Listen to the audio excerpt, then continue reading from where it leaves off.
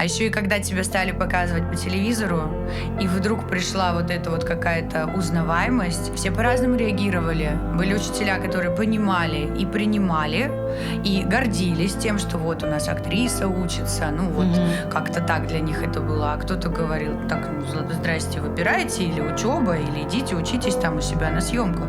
Мы это терпеть не будем.